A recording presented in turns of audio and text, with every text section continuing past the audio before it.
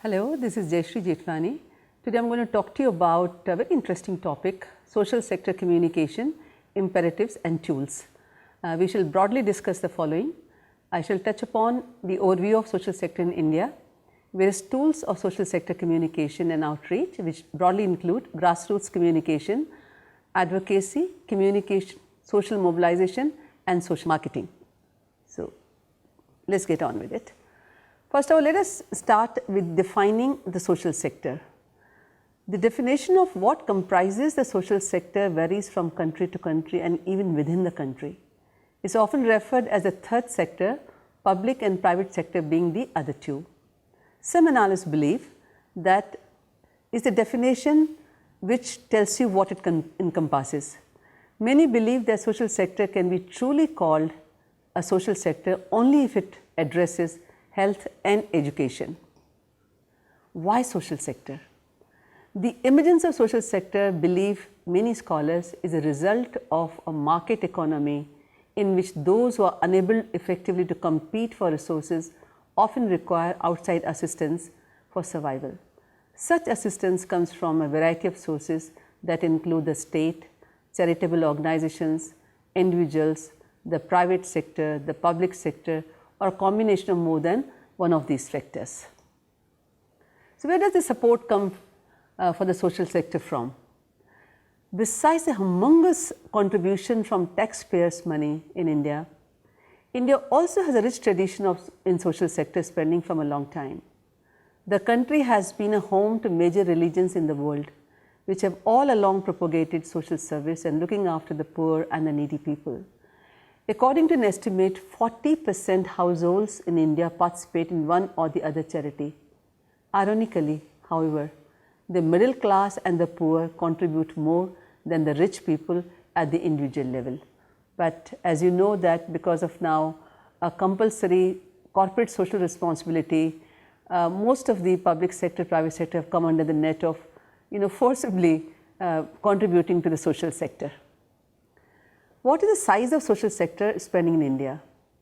According to 2014 World Development Indicators, public spending on health and education is just 4.7% of GDP in India, compared to 7% even in sub-Saharan Africa, 7.2% in East Asia, 8.5% in Latin America, and 13.3% in OECD countries.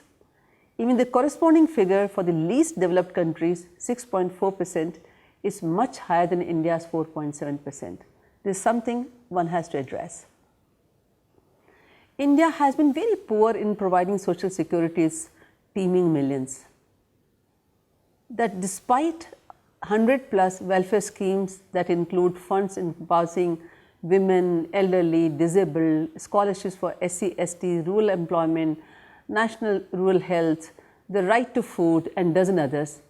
So, what possibly the reasons that the aid is not reaching out to the people? Is there a mismatch between the demand and the supply? So, there are many reasons, but to my mind, corruption, nepotism, bureaucratization, red tapeism, wastage of resources, huge infrastructure are ascribed as some of the reasons the poor are not able to access even the meagerly available funds. The other very important reason is the media haves and have-nots, the ignorance. Not many people would know that these welfare schemes are available to them. So, the reach is not there, the knowledge is not there. So, there is a huge gap between demand and supply. So, how do we reach out to the people, teeming millions, at least for the welfare schemes which are there? And in fact, it's a very interesting thing I like to share with you. With 1.25 billion people in India, it is said that India probably has the largest number of NGOs, the non-governmental organization, the CSOs working in this country. One estimate puts it as one NGO against 400 people, and they are spread throughout the nook and cranny of the country, especially the grassroots level. Another thing which very good happened in the country was the Panchayati Raj institutions, the revival, and the lot of women, almost more than 30% women work in Panchayati Raj institutions. That should also normally make a difference. And some of the states have seen that, especially for health and for children's health and mothers' health, these Anganwadi workers and these Ashas are working in tandem with the local panchayats, and it has made a difference in the last 20-25 years to a great extent. Communication holds the key in reaching out to the people. India is generally said to be, it's a vibrant country, but said to be a nightmare for communicators. It's a huge country with hundreds of, dozens of languages, hundreds of dialects. It is said that every few kilometers the dialect changes, even the taste of water changes. So it's not one strategy which is required for the entire country. You need a strategy which is at a micro level to reach out to the people, understand their problems, do social audit, reach out to them, understand their language, and look at what is that is required. So it's not very easy to reach out to this very complex country in terms of the reach, in terms of languages, in terms of culture, in terms of religion, so on and so forth. So anyone who wishes to be in social sector communication has to be many things at the same time. Not only he has to be enthusiastic about communication, he or she has to be a change agent, must believe in multidisciplinary approach, must believe in participative approach, taking the people along with you to bring about the change in their lives. So let's look at some of the tools of social sector communication and outreach. We'll start with grassroots communication. Now, as it suggests, grassroots communities can be effective only if they are founded on a set of robust principles. Some of these include that you shall have to identify the stakeholder population that needs to be reached and to find out the communication habits and media they access. Now, we find a lot of community radios which have sprung up in many places in tribal areas. So, these could be very important medium of communication with them. Otherwise, interpersonal communication, folk media, through the panchayati institutions, one can reach out to them. 2, to identify right grassroots organizations, partners to carry forward the job of information dissemination. The NGOs can be working at district level or central level or village level, but it's very important that you identify the grassroots organizations and partners who will carry forward your work of dissemination. Then identify opinion leaders from among the community and organization. In case of differing views on the subject matter, the differences need to be sorted out and consensus reached before undertaking a task. It's very important to go in for a participative approach in grassroots communication, and the opinion leaders are not necessarily the people who have been elected. They are very important. They could be a local MLA, a local MP, elected panchayat member. It could be some educated youngsters who go to the city, they come back and they are there in the villages. The teachers, the schools, they can be very important opinion makers. So you should have a good hang of the people who could be identified to carry forward the work. Then you must find out what are their predispositions about the issue to be tackled. What is that you want to change? What is that? Is it advocacy about something? Is it to bring about a change in a habit? Is it about a health issue? Is it about the eating issue? So you'll have to identify and see what is that they believe in, and how the change can be brought about, because it's very difficult to bring about a change because they have been using that issue or using that habit for a very long time. Then you create appropriate messages keeping in view the social and cultural sensitivities. Gender is very important. Find out what is relevant to the needs of the target audience and their literacy levels. How do you like to reach out to them? Literacy level would define that. Then work out a plan that ideally should be flexible to be adopted to the need of the hour. It should not be chock-a-block that one kind of one size fit all communication plan doesn't work. It will change from maybe village to village, neighborhood to neighborhood, depending on the kind of caste you are trying to reach out to the people, the kind of educational background they have, whether you are reaching out to children, whether you are reaching out to women, or you are reaching out to men. All these things are very important considerations. Keep a provision for quick and effective response to any unexpected situation. It should be flexible enough to adopt a situation. Provide updated information through various media that are accessed by the target audience. I will give a very interesting example. I was involved in a very interesting program on malnutrition in the state of Rajasthan, and we had to pre-test the posters before we finally printed them. So, we took various kinds of posters in different color schemes. Color scheme for us was important because it should resonate with the local culture and the kind of attire, the dresses they are wearing, the kind of faces, the kind of jewelry, the kind of atmosphere, the environment which we created, and it was quite eye opening when we showed it in various focus group discussions, and you found that people who you think that they are not educated, because education and knowledge and sensitivity are two different things. And a lot of women participated, and we found that they had a viewpoint. I remember that when we showed in a certain village, and some of the women said, but the attire that women is wearing is the attire which the Marwaris wear. We don't wear such attire in this village. So, we got an insight about that. And then I remember that in one of those posters we had shown, there was some, in order to show a village kind of an environment, the artist had shown some some pictures, water pictures lying strewn in the left and the right, and immediately one of the persons said, but now there is a Swachh Bharat going on, why are you showing these pictures without cover? So, it's the whole ecosystem is very important when you are creating communication, because sitting in plush offices, we have a certain perception about grassroots communities and grassroots communication, but the people who are there, they are the ones for whom these communication is being made, and they have a good hang about what is good, what is right, what is not right. So, we took a lot of insights and changed the posters before we did. Another interesting insight we got was, we had posters in sketches of men and women, other had some faces, the real faces.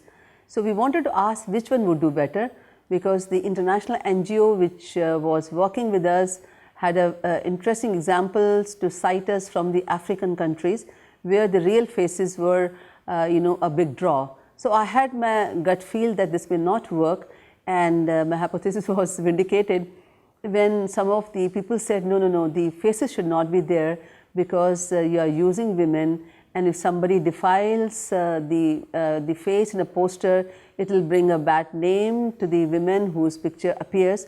So, you see those kind of insights, those kind of native intelligence the people sitting in city may not have, and the people who are there would have much better hang of the things than we have.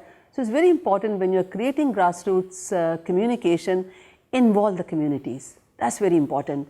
Do pre-test, do not do any communication unless you test it among a cross section of people before you finalize it. So, it is very important to motivate the team in charge of grassroots communication, especially when dealing with disasters. It is not uncommon to receive unwarranted kind of advice or criticism in case you are not careful about it. Here I will give you another example of when tsunami struck India in 2004. I had the good fortune of visiting and working with local communities in the southern part of India.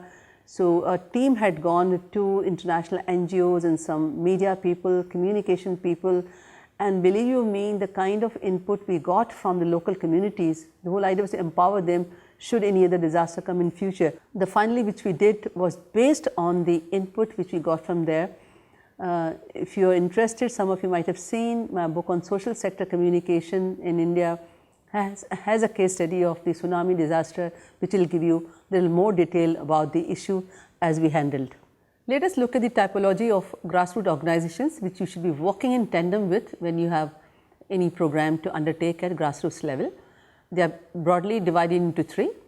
Community based organizations would include organizations that provide social service and outreach, charitable trusts, job training institutes, health centers, schools and colleges, resident welfare associations, social clubs like Rotary and Lions Club, they do a lot of work at grassroots level.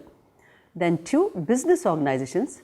Look at the department stores, malls or shopping centers, then beauty salons, barber shops, because they can be very important areas for opinion formation, drug stores, medicine shops, child care centers, Anganwadi workers, petrol stations, etc.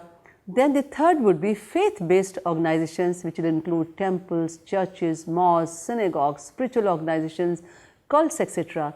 You've seen in times of disasters, the gurdwaras, the temples, the churches have really come out to help the people with succor. So these are very important organizations because people have their faith in that, and they also have in their mandate to come out and help people, especially in times of disasters and otherwise. So the second, after grassroots communication, let's now move on to what is termed as ACSM, Advocacy, Communication and Social Mobilization, all put together. In fact, all this put together is called the Trinity of Development Arena and can be truly called as lifeline. Any change that involves people requires advocacy to not only bring the issue in the public domain, but also to influence policy. Advocacy is a tool of bringing about policy change. The various stakeholders that need to be mobilized to participate in the saga of development for lasting impact, and communication is required, which holds the key and builds bridges between both from the demand and supply side of perspectives. Let's look at advocacy first of all. Now, advocacy can be defined as making of information to bring issues in the public domain for discussion and debate with the ultimate objective of bringing about the desired change. Advocacy has a very specific role in influencing legislation to reiterate and seal, quote unquote, the desired change. An advocacy campaign is proactive, seeking specific change, unlike an information campaign. Advocacy targets a disparate set of target audience using various media, strategies and tactics to bring them at a common mental level to bring about the desired change. What is that you want to change? Who are the people whose lives you want to change? Who are the people who are important to bring about the change? The whole matrix will have to be made, and who could be the mobilizers? Media can be a very important mobilizer. You see nowadays there are a lot of organizations who are working towards advocacy, like Change.org organization. You have various issues which they are flagged by them, and through the social media they are trying to reach out to the people with signatures, so on and so forth. And many things have changed in the past. I remember a few months ago, or maybe a couple of 1 year ago, there was a request to sign a petition. There was a young lady from Tamil Nadu, she was advocating for an old, more than 500-year-old people tree not to be felled, because a government building was supposed to come, and the idea was to fell that tree to make place for that government building. And she organized public opinion around that either it can be part of it or it can be moved, but why should you, especially now the environmental laws are there, but why should you be felling a 500-year-old tree? And I'm sure she was able to get the desired number of signatures, and then we received an email saying that thank you so much for participation. Now the government has decided not to fell the tree. So public opinion is very important in advocacy and also in bringing about change. The numbers are very important in democracy.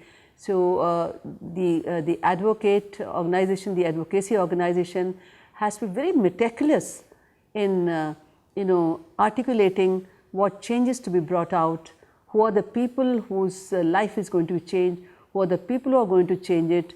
It could be public opinion makers, it can be MLAs, it can be MPs, it can be the Prime Minister, the Finance Minister, if the funds are required. It can be charitable organizations, it can be the corporate sector, it can be media to bring about issue in the public domain. So, all these things are very important part of advocacy. So, when is the right time to use advocacy as a tool? Advocacy we use when there is one of the following situations. A, when an issue needs debate for clarity and consensus of various players. You have seen farmers' agitation, agrarian crisis. In November last, we had farmers coming from all over the country and assembling in Delhi, and they wanted to reach the parliament. With the only agenda was that the parliament should discuss agrarian crisis exclusively for at least 10 days and nothing else. And when this was being done, there were a lot of people, many organizations, farmers organizations, there were people from the media. It was led by Mr. P. Sainath, who is a very well known development writer in the country, and a lot of other people from the public opinion arena. There were a lot of academics who all joined to discuss and debate how it is going to be there. And because this was supposed to be a non-political agenda. So, one of the very interesting tool which they used, or the strategy which they used, was that all the farmers who were coming from various states are going to request the returning MPs from that state to come and receive them at the border. In fact, interestingly, even the Delhi Chief Minister agreed that he is going to receive them at the border, and all their issues concerning water, food and all would be taken care of while they were in Delhi, and the shamianas would be put up so that they can reach there and then before they reach the parliament. And then other people, depending on who you were, they were assigned the jobs to see, and it went out very peacefully, and they were able to put their point across. So, idea is not to create a chaos, idea is not to agitate. That is not the agitation. The agitation is not the idea when you are wanting to bring about a change. If you can bring about a change through advocacy, nothing like it.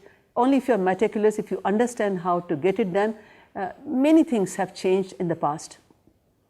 Two, when a situation, it becomes necessary to break the status quo on an issue for the desired change. For example, your increase in women representation, it has been on for in parliament, it has been on for a very long time. Still we do not seem to have consensus, because I do not think most of the political parties have it honestly on their mind to do it. Had it been so, the first step would have been to give as many women at least the ticket to contest the election. So, advocacy has been going on, but still, because it is a political issue, it might take a long time. The third scenario is when political support is necessary to bring about necessary enactment. So, it can be any of the above, because change generally happens, especially when you want to bring about policy change, when there is a political will and there is a political support. The passing of the Right to Information Act, ban on cigarettes and liquor advertising, public smoking, indecent portrayal of women, gay rights have been some of the campaigns that were long drawn and went on for decades before the national and international bodies gave them recognition in some countries, and in India we have now laws and acts passed in that favor. So, it is a long drawn battle, but the advocates did not lose heart and they were able to succeed in their endeavor. Now, let us look at communication. Now, advocacy communication is meant to be based on appropriate research that seeks to influence the behavior of the program participants in order to achieve a predetermined advocacy objective. A mix of various communication channels selected reach out to various target segments. If you look at the civil liberties movement in the USA and France, the apartheid movement in Africa, the independence movement in India, they are all fresh in the memory of people to understand the value of connecting with communities through communication. Communication, in fact, is the bedrock for advocacy, social mobilization, grassroots communication. Now, let us look at the third in the ACSM, social mobilization. Social mobilization is defined as the process that engages and motivates a wide range of partners and allies at national and local levels to raise awareness of and demand for a particular development objective through face-to-face dialogue. Members of institutions commonly, community networks, civic and religious groups and other work in a coordinated way to reach specific groups of people for dialogue with planned messages. In short, social mobilization seeks to facilitate change through a range of players engaged in interrelated and complementary efforts. It's never possible to have millions of people face to face. So obviously you shall have to divide them into various groups, who is going to align with which group, who is going to do what. So that is how the social mobilization happens. Again, communication will be key to connect the people in a social mobilization manner. So having looked at the concept of advocacy, communication, social mobilization, the role and scope is now clearly understood that all three are interdependent and must be synergized for any development project. Some of the social and health issues that made a good use of ACSM strategies include controlling of tuberculosis, HIV/AIDS, and the eradication of the polio, among others in India.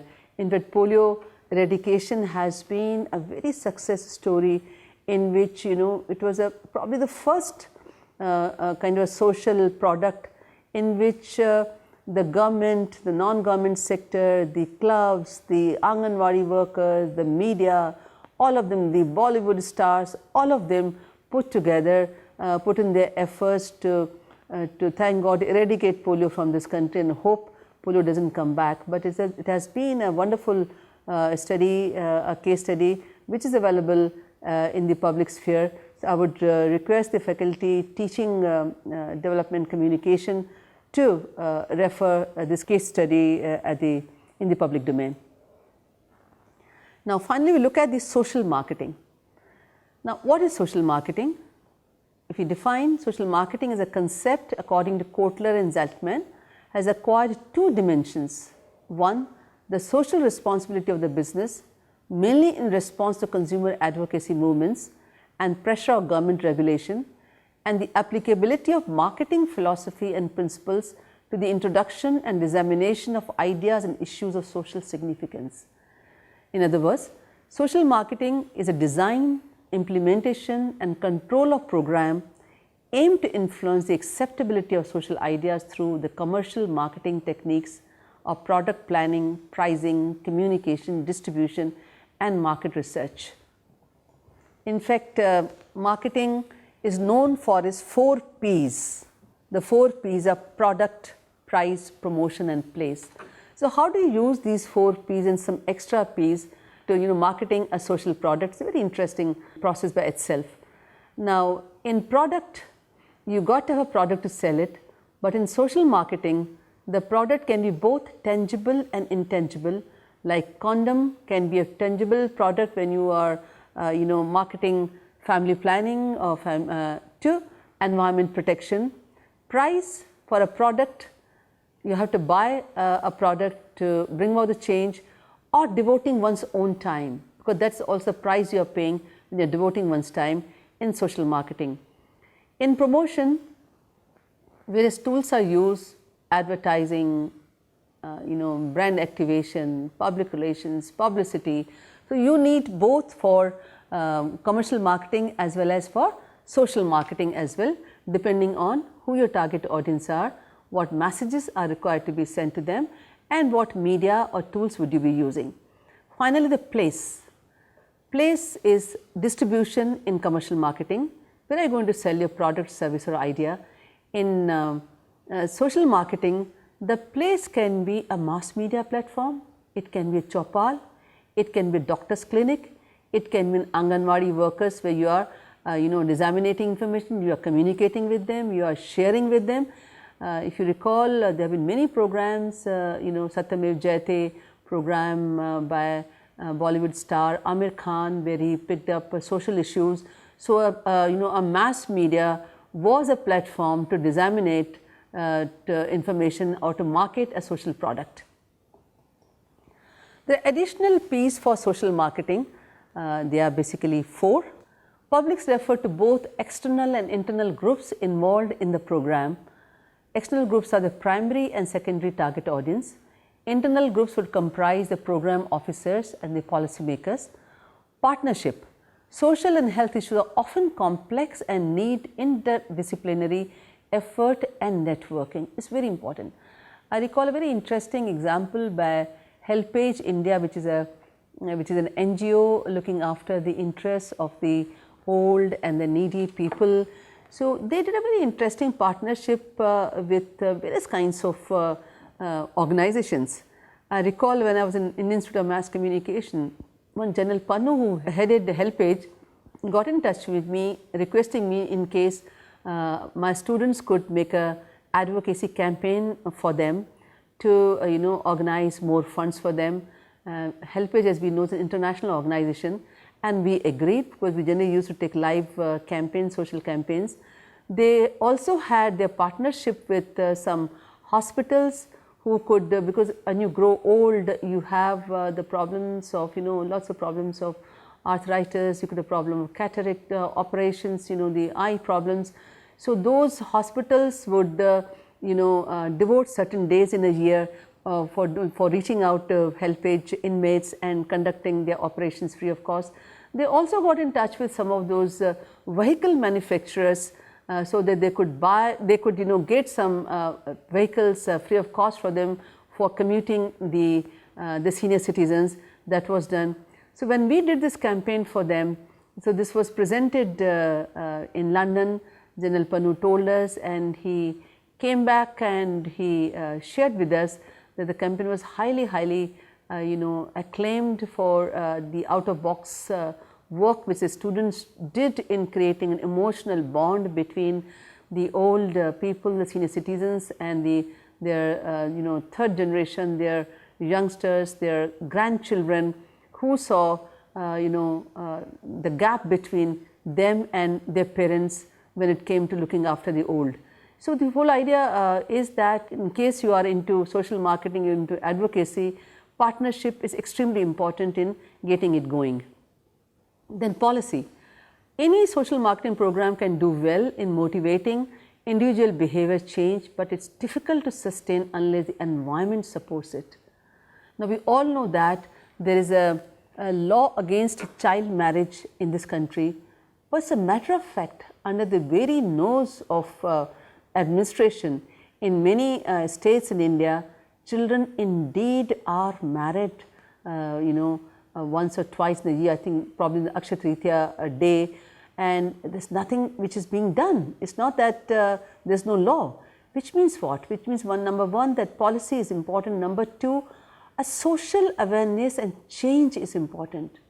If you recall, Sati Pratha was prevalent in this country even when these Britishers were there, but the real change came from the social reformers who brought about the issue in the public domain, and there was discussion, there were debates, there was mobilization of the people, and when the iron was hot, and then when William Bentinck, I understand, was the viceroy, an act was passed and Sati Pratha became an illegal. And thank God, except one odd cases in the independent India, there's no such prevalence of this practice. So it's just not policy which matters, it has to go in tandem with the social change, and that can happen only when we do the social mobilization, advocacy and social marketing together. Finally, the fourth extra P is the purse string. Most organizations that develop social marketing programs operate through funds provided by sources as foundations, governments, from corporate donors or philanthropists. Hence, organizing funds is an integral part of the social marketing, because a lot of this requires a lot of money in reaching out to the people and bringing about the change and using the media. So it's a very important part of social marketing to organize funds, and the funders would give funds only when they're convinced about the change which you are trying to bring about. So in summation, I would like to say that social sector communication is very complex yet very rewarding, as one can see change happening in the lives of the people. A social communicator, as I said in the beginning, has to be a multidisciplinary person, herself, himself. He must believe in change and must believe in interdisciplinary team, and the members of which must see himself or herself as a change agent. Social sector communication can be successful when people's lives whose lives are being affected are taken along in the process through participative approach to ensure sustainability of the program. Because social marketers come and they go away because you can't be there for all the time. So in order that the program has a sustainability, it is it goes on for a long time, it has to be adopted by the people, the local people, the grassroots communities where you want to bring about the change. So that partnership is very important. That comes only when we take people along with us. Thank you.